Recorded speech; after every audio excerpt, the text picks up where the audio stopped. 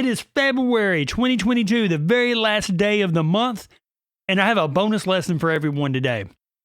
So this month's lesson was dealing with Giggle Monsters, the name of the tune, and it's dealing with the A7 arpeggio, D7 arpeggio, and a couple other cool licks.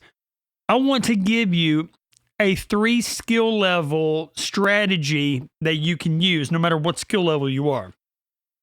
So the first level would be, of course, beginner. And the most important thing that we need to think about when we're beginners is just getting comfortable using all 4 of our fingers. So if we're working on the root structure of this song, which is A, D, F,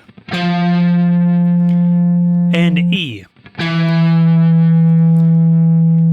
we can reinforce that knowledge by putting a tuner, little clip-on tuner, on our guitar, and while we're playing, making sure that we're playing A, D, F, and E.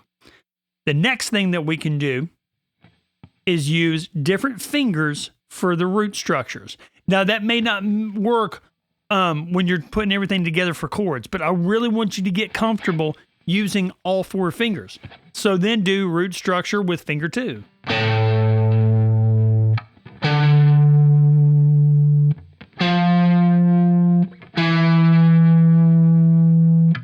Then do it with finger 3. All I'm playing is A, D, F, and E. Then finger number 4.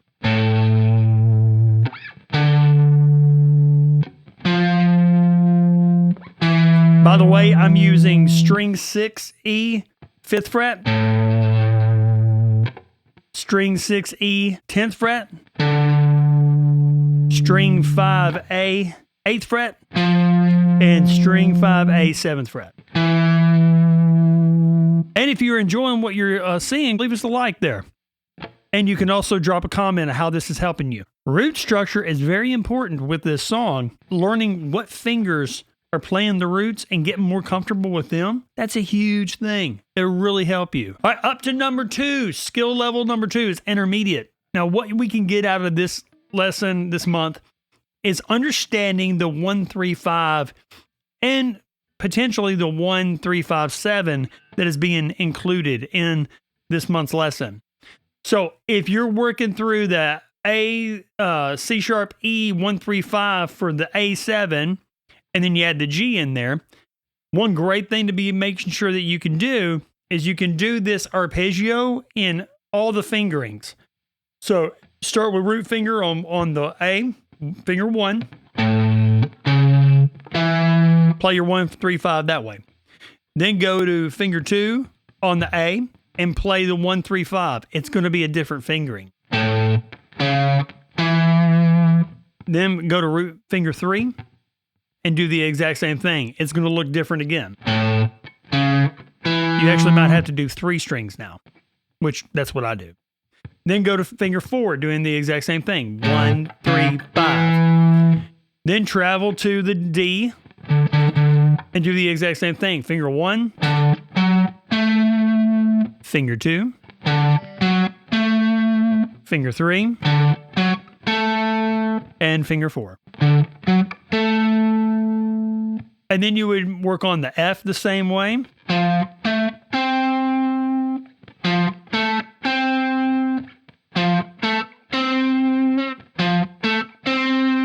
And then the E the same way.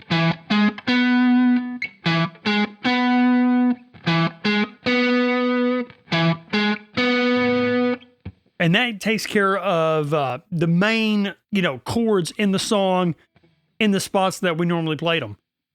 You can go even further with that. Start thinking about the A on the D string. Then do the exact same thing. Finger 1, finger 2, finger 3, finger 4, and so on. So that's a way that you intermediates can grow through this, is really diving deep into the 1-3-5 of every note or every chord in the song. Also, if you want to add that seventh in there, that'll give us even more ammunition to work with.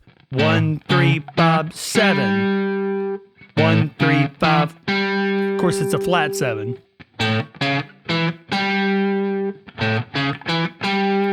And do the same thing for D.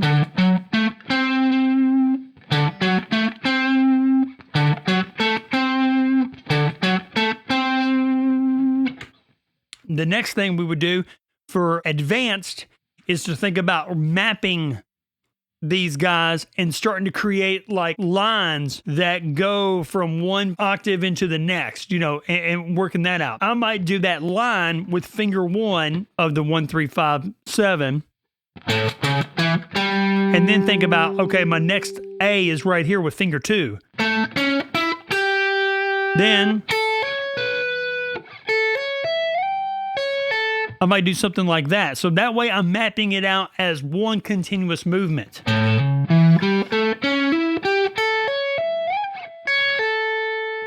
That kind of sounded cool.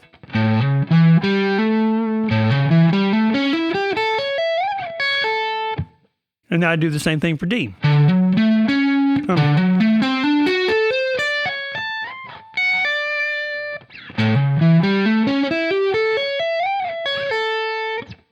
Another thing you can do when you're working on this stuff and you're advanced, think about the note choices that are around it. So that way, if you wanted to do an enclosure like this, you now start to think about imaginary stuff around your targets.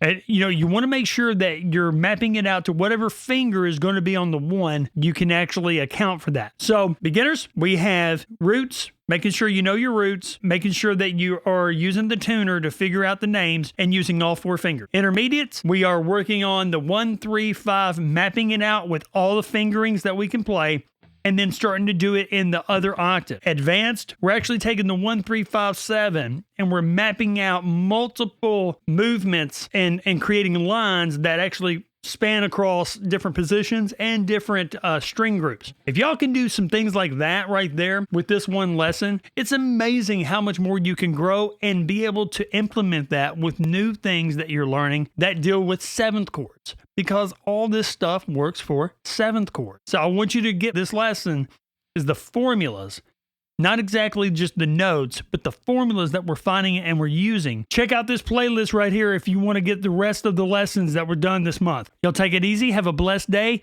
Like and subscribe, and we'll see you later.